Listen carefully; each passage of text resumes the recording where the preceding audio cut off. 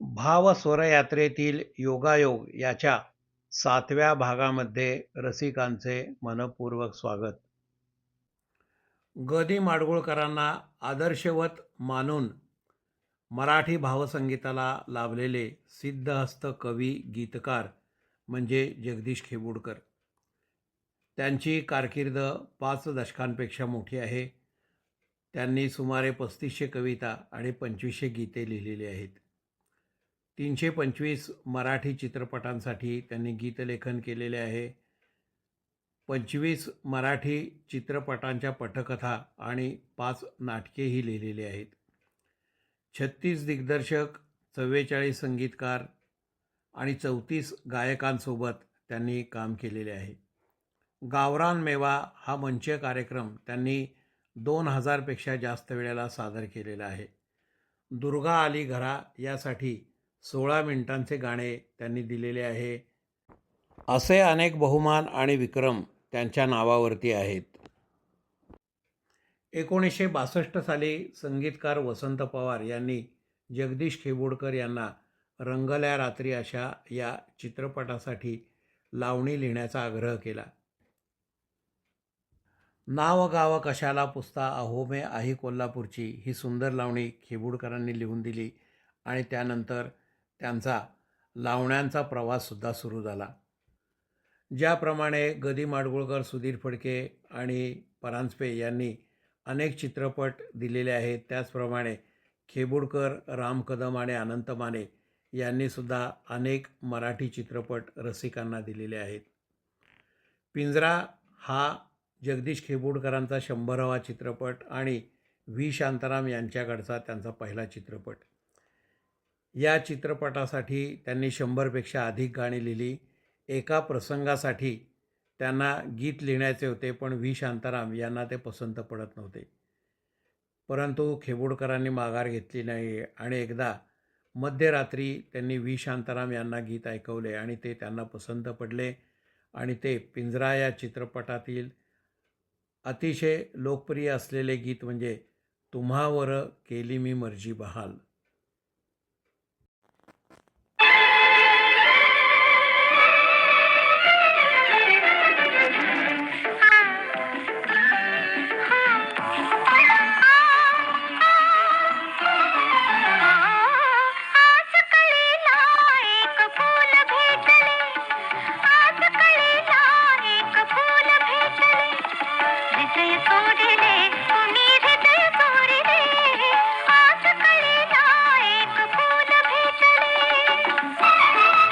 संगीत आणि गायनाची आवड असणारा एक मुलगा मिरजमध्ये मेळ्यामध्ये काम करत असे.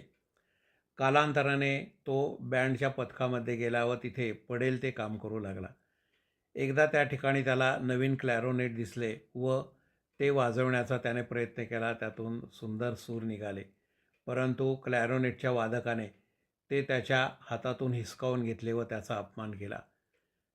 हे दृश्य बँडच्या मालकाने बघितले आणि तो त्या वादकाला रागावला आणि त्याला सांगितले, ह्या मुलाला मी क्लॅरोनेटमध्ये इतका पारंगत करेन की तुलासुद्धा त्याच्याबद्दल असूया वाटेल. हा मुलगा म्हणजे संगीतकार राम कदम. राम कदम यांनी सुरुवातीच्या काळात प्रभातमध्ये केशवराव भोळे, कृष्णराव यांच्याकडे आणि त्यानंतर सुधीर फडके आणि वसंत पवार यांच्याकडे सहवादक आणि संयोजक म्हणून काम केले. सांगते ऐका या चित्रपटासाठी वसंत पवार संगीत दिग्दर्शक होते. बुगडी माझी सांडली ग या गाण्यासाठी त्यांना मनासारखी चाल मिळत नव्हती. तेव्हा दिग्दर्शक अनंत माने यांना ते म्हणाले की आपण ग. दी. माडगूळकरांच्याकडून अजून वेगळे एखादे गाणे लिहून घेऊया. तेव्हा चित्रपटाचे दिग्दर्शक अनंत माने यांनी राम कदम यांना चाल लावण्याचे सुचवले. तेव्हा राम कदम यांनी वसंतराव पवार यांची परवानगी घेऊन त्या गाण्याला चाल लावली आणि बुगडी माझी सांडली ग या गाण्याने मोठा इतिहासच घडवला. खेबुडकर आणि राम कदम यांनी 66 चित्रपटांसाठी एकत्र काम केले आहे. हा एक मोठा विक्रमच आहे. वसंत पवार यांचे शिष्य असलेल्या राम कदम यांनी अनेक लावणी असलेल्या चित्रपटांसाठी सुंदर संगीत दिलेले आहे. राम कदम यांनी 200पेक्षा जास्त मराठी चित्रपटांना संगीत दिलेले आहे आणि 125 गायकांना गाण्याची संधी दिलेली आहे. केला इशारा जाता जाता या चित्रपटासाठी त्यांनी 2 दिवसात 15 गाणी देण्याचा एक विक्रम स्थापन केलेला आहे. सागर घुमुदे रामा मामा वाजूदे आला शंभुबा गवर माझी लाजूदे सागर घुमुदे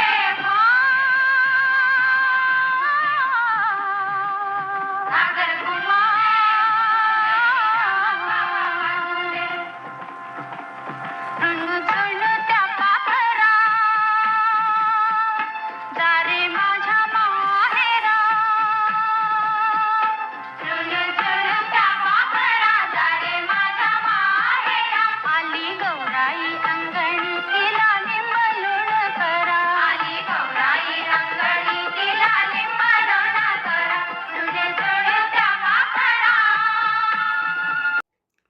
भावसंगीत हा शब्दाकडून सुराकडे नेणारा प्रवास आहे. गाणे हे एक समूहाचे एक दिलाने एकत्रितपणे केलेले सादरीकरणच होय. वाद्यमेळांमुळे गाण्याला उठाव येतो व यात संयोजक या अज्ञात कलावंताचे योगदान मोठे असते. सहवादक संयोजक हा एक प्रकारे दुसरा संगीतकारच असतो.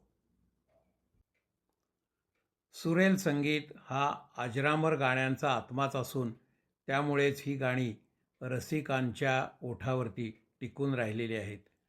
गायक व संगीतकार यांच्याबरोबरच सहवादकांचेही यात मोठे योगदान असते. गायक, गीतकार, संगीतकार यांचे सन्मान होतात, पुरस्कार मिळतात, कौतुक होते आणि उदो-उदोसुद्धा होतो.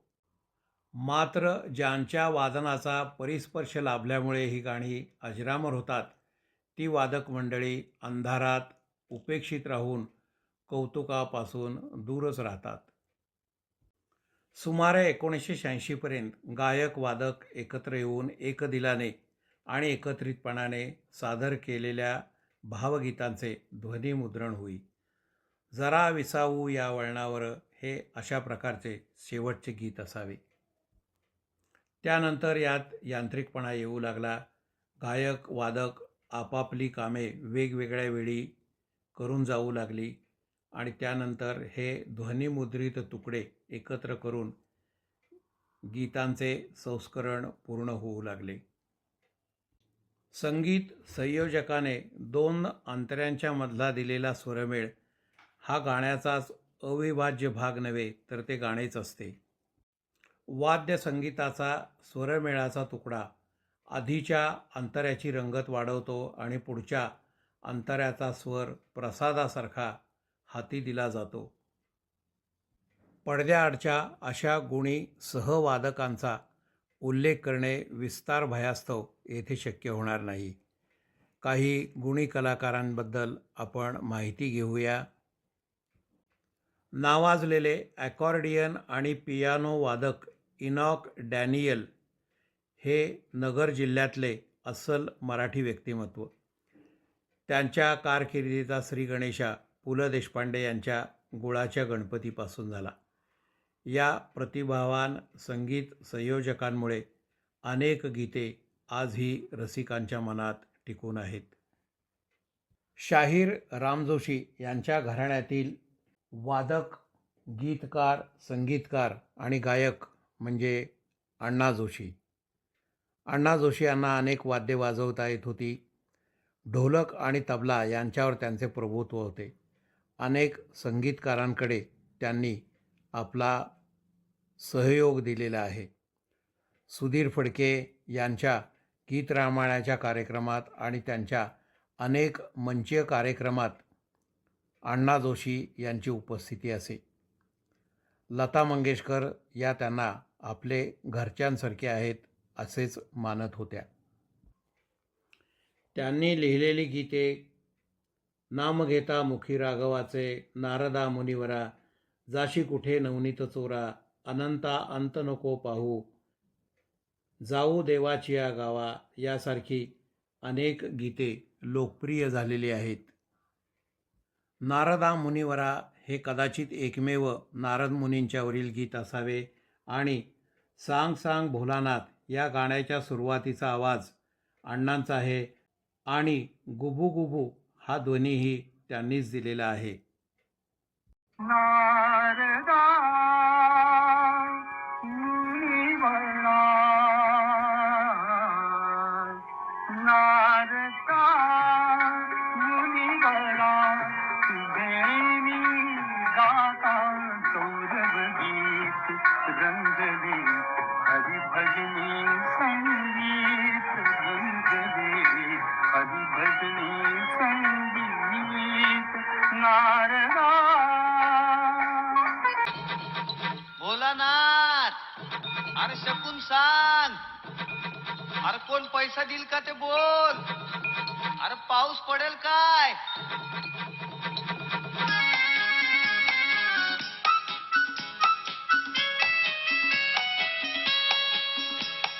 सांग सांग भोलानाथ, पाऊस पडेल काय. सांग सांग भोलानाथ, पाऊस पडेल काय. शाळेभोवती तळे साचून सुट्टी मिळेल काय. सांग सांग भोलानाथ, पाऊस पडेल काय.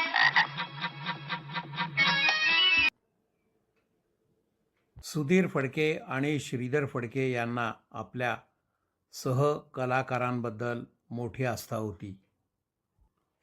संगीताच्या सुवर्णकाळाचे प्रतिभावंत शिलेदार म्हणजे सुप्रसिद्ध संगीत संयोजक शामराव कांबळे. हार्मोनियम, ऑर्गन आणि व्हायब्रोफोन याच्यावर त्यांचे प्रभुत्व होते. त्यांनी आपला स्वतंत्र ठसा उमटवलेला आहे. जगाच्या पाठीवर या चित्रपटातील गाण्यांमधील 2 अंतऱ्यातील स्वरमेळ हा शामराव कांबळे यांचा आहे. अनेक संगीतकारांकडे त्यांनी संयोजक म्हणून मोठे योगदान दिलेले आहे. ऋतू हिरवा या गीतसंचाच्या वेळी जय शारदे वागीश्वरी, सांजये गोकुळी, झिणी झिणी वाजे बिन या सर्व गाण्यांमध्ये शामरावांचा मोठा सहभाग होता. सांजये गोकुळी या गाण्याचा दुसरा अंतरा लिहून यायचा होता. त्याची चाल पहिल्यासारखीच असल्यामुळे आपण ती बांधावी असे श्रीधर फडके यांनी शामरावांना सुचवले. परंतु त्यांनी सांगितले, जोपर्यंत शब्द आपल्या हातात येत नाहीत तोपर्यंत त्यात काय सांगितले आणि त्याचा आशय आपल्याला कळणार नाही. हा अतिशय मोठा विचार त्यांनी श्रीधर फडके यांना दिला आणि ऋतू हिरवा हा गीतसंच गाजण्याचे बरेचसे श्रेय श्याम काकांचे आहे असे श्रीधर फडके मुद्दाम नमूद करतात. शामराव कांबळे यांनी प्रभाकर जोग यांच्याबरोबर एकाच चित्रपटासाठी संगीत दिग्दर्शक म्हणून काम केलेले आहे. तो चित्रपट म्हणजे बिरबल माय ब्रदर. त्यातील ही एक आपण जुगलबंदी ऐकूया.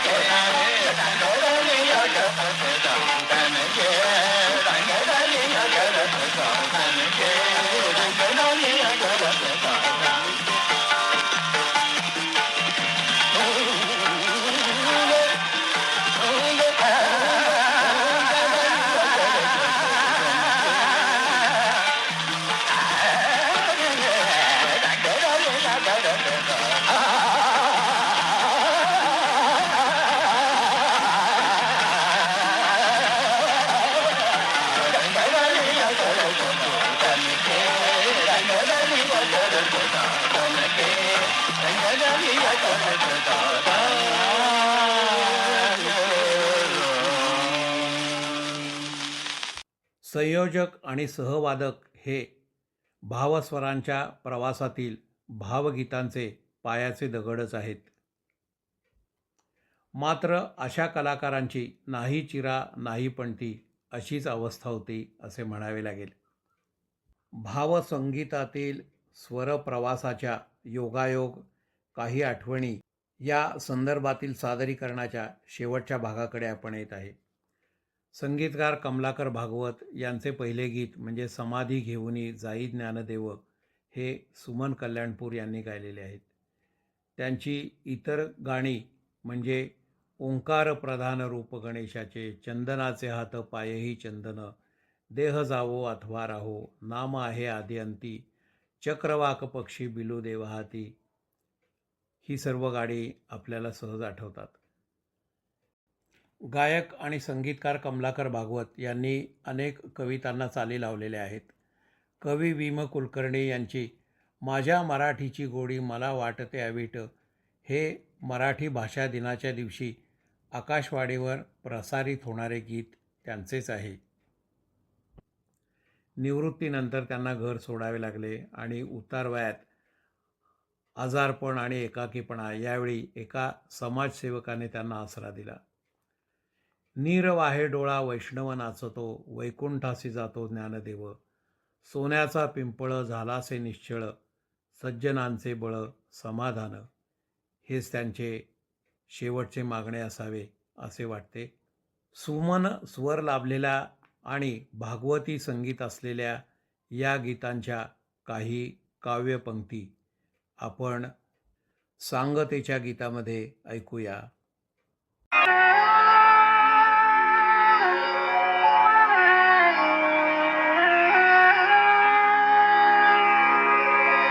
समाधी घेऊन जाई ज्ञानदेवा, समाधी घेऊन जाई ज्ञानदेवा, सोहळा अपूर्व झाला गे माये, समाधी घेऊन जाई ज्ञानदेवा, सोहळा अपूर्व झाला गे माये, समाधी घेऊन जाई ज्ञानदेवा.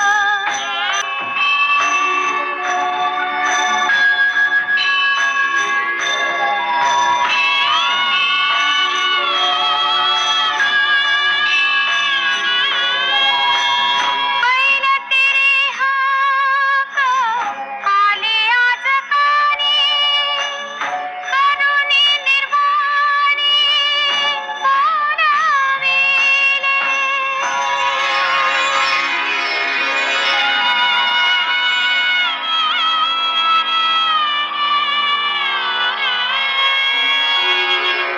ज्ञानाचा पुतळा तेजवी सावला, कैवल्याची झाला भक्त जन. हरि ओम तत्सत्, हरि ओम तत्सत्, हरि ओम तत्सत्, हरि ओम तत्सत्. हरि ओम तत्सत, हरि ओम तत्सत, हरि ओम तत्सत. धन्यवाद. भावसंगीत स्वरविश्वातील काही योगायोग हा विषय मी 7 भागांमध्ये सादर केला आहे. त्याला आता पूर्णविराम देऊन अशाच अनवट विषयासह आपली गाठभेट लवकरच. धन्यवाद.